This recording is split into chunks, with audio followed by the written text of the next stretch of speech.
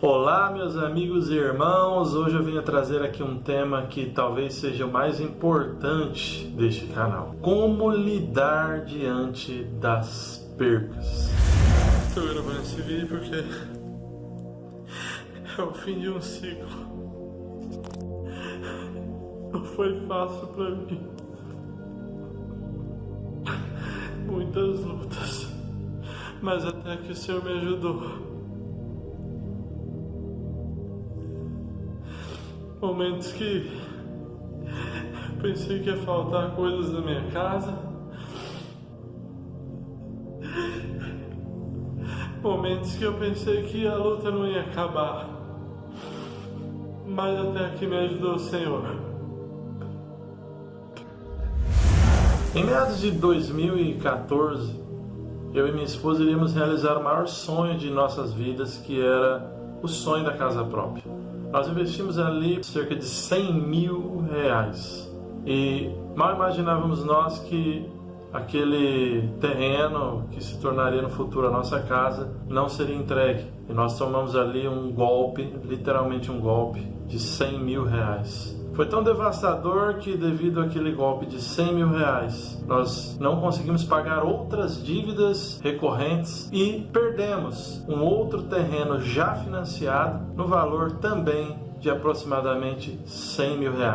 E como se não bastasse, nós tivemos que vender o nosso carro praticamente 0 km para quitar outras dívidas que estavam virando uma verdadeira bola de neve. E não terminou por aí, devido ao fato de um grande problema emocional que estávamos vivendo. A minha saúde suportou, mas a minha esposa teve uma paralisia facial. Imagine só quantas percas no meio disso tudo, e tudo que me sobrou foi uma bicicleta velha, vamos assim dizer, porque eu já não usava há algum tempo. Ela estava lá no porão e velha e enferrujada. Uma criança pequena de colo e não tínhamos absolutamente nada para fazer a não ser abrir um processo judicial que está até hoje lá correndo na justiça. Algumas coisas que perdemos, recuperamos, outras até hoje estamos orando para Deus fazer um milagre. Então eu acredito que eu seja alguém com o mínimo aí de autoridade para falar sobre esse assunto. Como lidar diante das percas? Fique comigo até o final e eu vou dizer o que Deus me ensinou com as percas. Para quem não me conhece, o meu nome é Clévis Casagrande. Eu peço que você nos siga o nosso canal, curte e compartilhe este vídeo. Neste canal você tem dois propósitos: o de abençoar e o de ser abençoado. Então vamos agora ao tema do vídeo. Quando nós perdemos alguma coisa de muito valor, seja na vida sentimental, material ou até mesmo espiritual, nós entramos naquilo que eu chamo de fase do luto, fase do choro, do lamento. E a Bíblia diz em Eclesiastes capítulo 3 que há um tempo para todas as coisas. Há um tempo de chorar e há um tempo de rir. Se você está assistindo esse vídeo nesse momento porque você perdeu uma ou muitas coisas, você tem todo o direito de chorar. É tempo, mas o que eu posso te dizer é que Deus não nos chamou para viver chorando. Nós choramos, nós passamos por um tempo de luto, de lágrimas, de tristeza, mas Deus não nos chamou para viver o tempo todo chorando e lamentando por alguma coisa que se foi na nossa vida. Quando nós nos limitamos a viver daquilo que se foi, daquilo que a gente perdeu, aquilo que era para ser um dia, o dia de choro, como a Bíblia diz, se torna o mês do choro, o mês do luto, depois se torna o ano do luto, depois se torna a década do choro e do luto, e você nunca consegue sair do mesmo lugar, você fica girando em círculos. É por isso que a Bíblia diz que nós devemos olhar para as coisas que estão adiante de nós. De outra forma, nós começamos a desperdiçar as nossas energias de forma desnecessária. Quando nós não mudamos a rota, não mudamos os pensamentos, não deixamos as coisas que se foram para trás, nós começamos a girar em círculo. Então a primeira ação que você deve tomar diante das percas é: deixe o lamento para trás. Essa é a primeira ação que você deve tomar diante de uma perca. A Bíblia diz no livro de Filipenses capítulo 3, verso 13: uma coisa faço, esquecendo-me das coisas que para trás ficam e avançando para as que estão adiante de mim.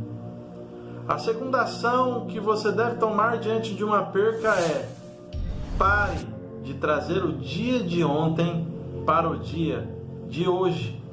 Quanto mais intensamente você viver o seu passado, viver o seu dia de ontem, mais distante você vai estar da sua restituição. Vou repetir: quanto mais você viver os dias passados, no dia de hoje, mais longe você vai estar da sua restituição. A terceira ação que você deve tomar diante das percas é: levante-se. Você não pode ficar prostrado. A Bíblia diz no livro de Salmos, capítulo 37, verso 24: ainda que caia, não ficará prostrado, pois o Senhor lhe segura com a mão. Cair faz parte da vida, perder também faz parte da vida, mas ficar prostrado não pode fazer parte da nossa carreira na vida cristã. Nós temos que nos levantar. A Bíblia nos ensina a olhar para o alto, a olhar para Cristo. A Bíblia nos ensina que nós não devemos ficar prostrados. Então a ordem de Deus para a sua vida hoje é: levante-se. Você não pode mais ficar caído ao chão. Deus te chamou para vencer.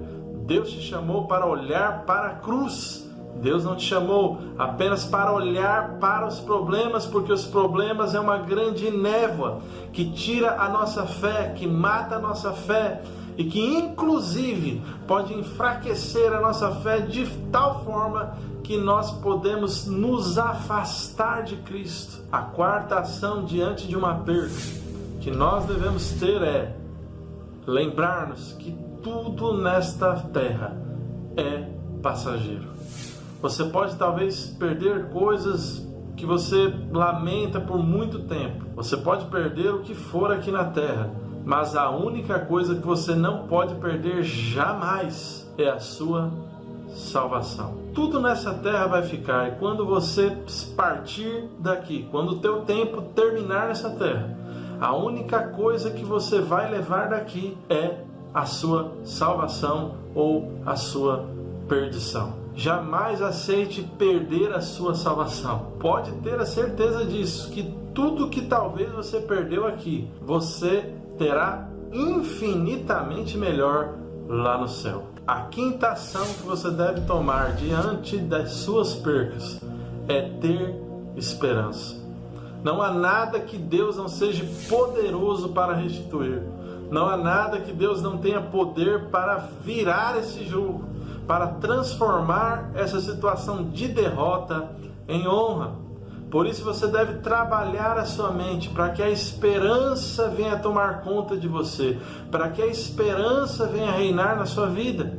A Bíblia diz no livro de Lamentações, capítulo 3, 21, quero trazer à memória aquilo que me traz esperança.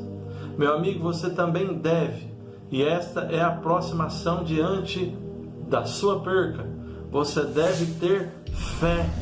A Bíblia diz no livro de Hebreus, capítulo 11, verso 6, que sem fé é impossível agradar a Deus. Em Filipenses, capítulo 1, verso 6, diz assim, que aquele que começou a boa obra, ele há de terminar. Você acredita nisso? Deus ele irá restituir. Mas não apenas restituir, ele irá terminar a boa obra que ele começou na sua vida. Porque Deus, ele não deixou de olhar para você. A primeira coisa que eu pensei várias vezes diante das percas é: será que Deus não está nem aí? Ele está indiferente, será, com as minhas percas? Não, Deus não estava, ele não está, na verdade, indiferente com as suas percas. Mas é necessário que nós tenhamos esperança e tenhamos fé em Deus. Outra ação que você deve tomar diante da perca é amar a Deus acima de todas as coisas que você perdeu. Meu querido, tem gente que ama tanto as coisas aqui da terra, que quando ele perde, parece que ele perdeu a vida, ele perdeu o mundo, ele perdeu a razão de viver, a razão de se levantar da cama. Meu querido, Deus, Ele é maior, infinitamente maior do que qualquer coisa que você tenha perdido. O maior bem que você tem não é o marido, não é a esposa, não é o seu filho. O maior bem que você tem é Deus. Deus deve ser o maior bem que você tem na sua vida. Sabe por que tem tantas pessoas que partem para a depressão, para o suicídio e para coisas terríveis diante de percas? Porque o maior bem dela, a primeira coisa, aquilo que está acima de todas as coisas na vida dela, não é Deus. A Bíblia diz: buscai primeiramente o reino de Deus e as demais coisas vos serão acrescentadas. Será que você tem deixado Deus no primeiro lugar da sua vida? Isso deve ser uma preocupação para você, porque senão você não é capaz de suportar percas. Vamos à próxima ação. A próxima ação diante das percas é: não murmure. Não murmure. Meu querido, a murmuração ela não vai trazer de volta aquilo que você perdeu. Mas uma coisa ela vai fazer com certeza: ela fará você girar em círculos. Inclusive eu tenho um vídeo falando sobre a murmuração, eu vou colocar o card aqui em cima, ou então ao final do vídeo eu vou fazer a indicação para que você entenda que a murmuração ela não traz absolutamente nada que ajude a restituição daquilo que você perdeu. Quando nós olhamos para Paulo e Silas, eles perderam absolutamente tudo, simplesmente tudo, até a liberdade. E os dois estavam na prisão, surrados, com o corpo arrebentado, e ali apenas esperava a morte. Tudo que eles tinham para esperar naquele momento era a morte. No entanto, eles começaram a louvar a Deus. Ao invés de murmurar, ao invés de questionar, ou até mesmo de se desesperarem, a Bíblia diz que eles começaram a louvar a Deus. E o que acontece quando nós começamos a louvar a Deus? Deus ele não aguenta. Deus não aguentou ver aquela situação, e diz a Bíblia que Deus se levantou do trono. Houve um terremoto naquele lugar. Começou tudo a se tremer, e a história você já sabe: as correntes se quebraram, os portões se abriram. Você quer ver a restituição de Deus na sua vida? Louve a Deus. Louve a Deus. Mostre para Deus que em primeiro lugar na tua vida não está o seu marido que foi embora, não está aquele carro que o ladrão roubou, não está aquele terreno que você perdeu, mas em primeiro lugar na sua vida está Deus. Isto é a única coisa que resta quando tudo se vai. Quando tudo se vai. O que é que restou quando eu nada tinha? Nem casa, nem carro, nem bicicleta, a saúde também não estava legal, a minha esposa em partes fez ali o tratamento na sua face e depois já não sobrou mais dinheiro para continuar a fisioterapia, alguma sequela ficou. E o que é que foi que sobrou? O que sobrou foi o amor a Deus, o amor a Deus, a sua palavra. Eu tenho certeza que aquilo que ainda não se recuperou, eu tenho certeza que vai chegar a hora que Deus vai se levantar do trono e Ele vai devolver. Porque eu sei que o meu Redentor vive. Você precisa entender que o teu Redentor vive. Eu não sei o porquê Ele permitiu que você perdesse algumas coisas, mas de uma coisa eu tenho certeza: que você precisa provar para Ele que o seu amor a Deus está acima de todas as coisas. Outra coisa que você precisa aprender diante das percas, outra ação que você precisa tomar diante das percas é: esqueça a teologia do triunfalismo. Meu querido, quantas vezes eu questionei a Deus? Porque eu aprendi que o crente não perde, o crente apenas ganha. Eu nasci aprendendo isso, eu nasci no Evangelho, graças a Deus até hoje não me apartei, glórias a Deus, não conheci o mundo, jamais vou conhecer.